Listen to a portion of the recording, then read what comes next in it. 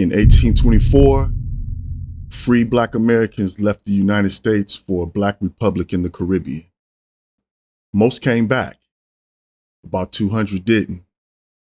This is where they went.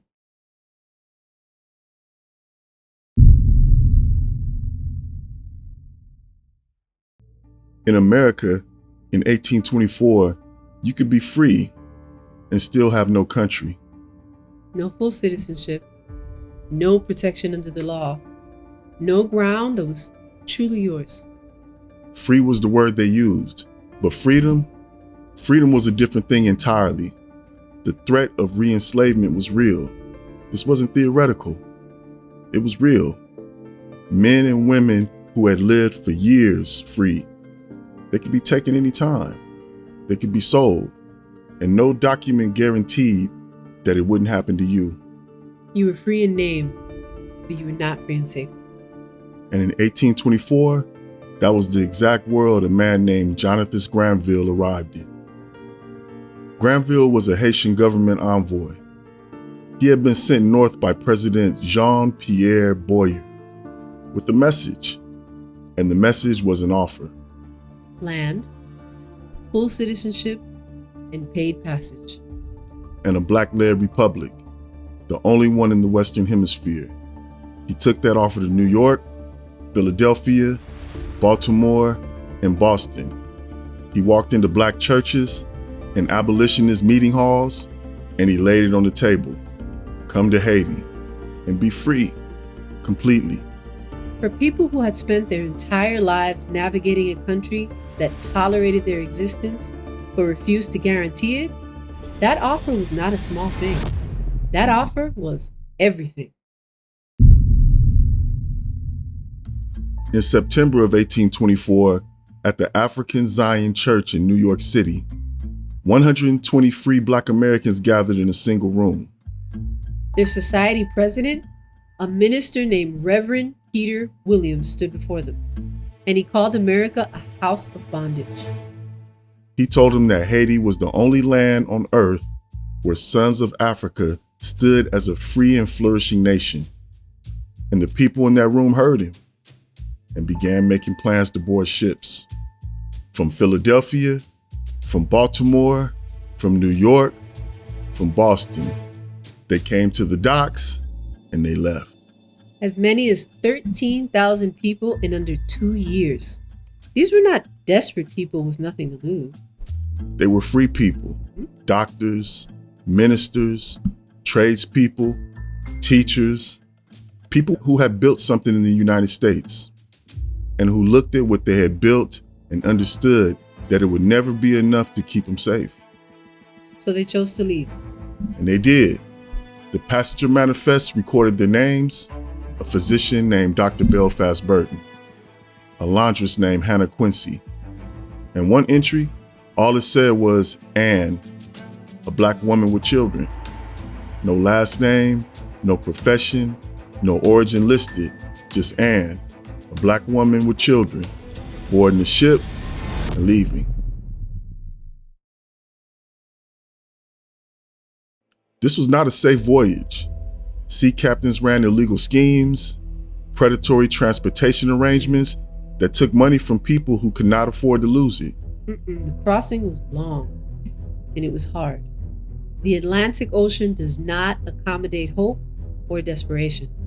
It's just water, and it doesn't care who you are or why you're in it. They had already left everything, and when they arrived, what met them? Yellow fever, malaria, typhoid, smallpox, cholera, and a Haitian government that was not prepared to receive the thousands of people who arrived. A language most of them didn't speak. Food that was unfamiliar. Land grants that were mismanaged or never came through at all. The settlements were disorganized. The infrastructure that had been promised, it wasn't in place. The things Boyer had offered were not ready. And one by one, and then in groups, the settlements began to collapse. Most of those 13,000, they returned to the United States, to the place their minister had called a house of bondage. To the country where they had no full citizenship, no guaranteed safety, and no ground that was truly theirs. They went back because what they found was harder than what they left. I don't think people understood how devastating that choice was in both directions. There was no good answer to that. There was only what you could survive. Most of them decided, after what they had just experienced, that they could survive America. And so they returned. But not everyone. A small group, roughly 200 people, made it to the northeastern peninsula, the one that stretches out into the Atlantic at the top of the island. And they looked at what was around them, the land, the water, the hills, and they decided, this is it. They didn't leave. They planted, they built, they named their children, they dug in, while the settlements elsewhere collapsed, while 13,000 went back home. 200 stayed and held on. 200 people changed what that peninsula will become for the next 200 years. That peninsula is Samaná, and the community they built, it's still there. Their descendants are still on that land, and you can still find them by their names. Names like King, Davis, Taylor, Johnson, Prince, Wilmore, and even a Vanderhorst. Vanderhorst. Yeah. But those are Dominican surnames. Yeah. On a now Dominican peninsula, carried by Dominican families whose roots go back to free Black Americans who arrived in 1824 and never left. 200 years. 200 years. They built African Methodist Episcopal churches that we call AME churches, Wesleyan Methodist churches, houses of worship that are still standing on that peninsula today. They held on to their faith the same way they held on to their names. And they held on to something else, something that should not have survived, something that, by any reasonable measure, should have been absorbed into the Spanish and Creole of the island within a generation or two, but wasn't. Their language. The form of 19th century African American English that those 200 people brought with them off those ships, it didn't disappear. And linguists actually have a name for it. It is called Samaná Inglés. Samaná English. Nice. Nice. And it's still spoken. Yeah. There are elders on that peninsula right now who speak a form of English that it sounds like no other English spoken anywhere else on earth. Because it has been preserved on this peninsula for 200 years. It's a living piece of evidence. Evidence that they were here, that they held on, and that what they built was real enough to last. A language is the deepest kind of memory. Yeah. You can erase names. You can demolish a building. You cannot erase the way people speak when they're alone. Not when they're with each other, not when they're talking about the things that they love. For nearly 150 years in the Dominican Republic, on the island, among their neighbors, they were called Los Americanos, the Americans. It wasn't because they were foreign or because they didn't belong. It's because their identity held. Because they had crossed an ocean carrying who they were, their names, their faith, their language, their memory. And 2 centuries later, the island still recognized them by what they refused to let go. Los Americanos. After 200 years. This is not ancient history. This is not one of those stories, of a people who came and went without a trace. This place exists right now. Samaná is like right there. The churches are there. The surnames are there. The language is there.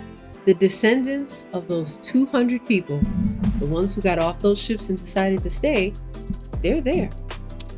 Right. And most of us, we don't know this story of a peninsula in the northeast of this island where Black Americans showed up in 1824 and built something they're still standing.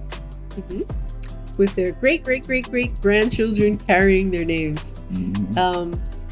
They still maintain the churches.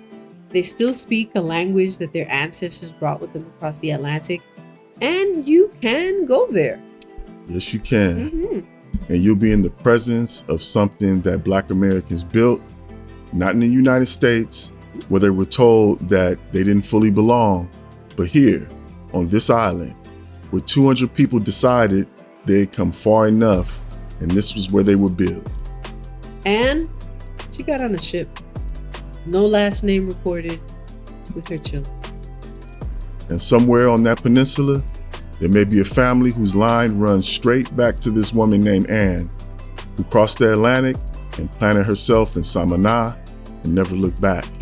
They built it. They built it. And it's still there. We hope you enjoyed this video as much as we did. If this was new to you, or you just enjoyed this brief history of Samaná as much as we did, please let us know in the comments. And you know what else we want you to let us know? That you like and subscribed. Love, Purpose, and Passports. Love, Purpose, and Samaná. Peace. Bye.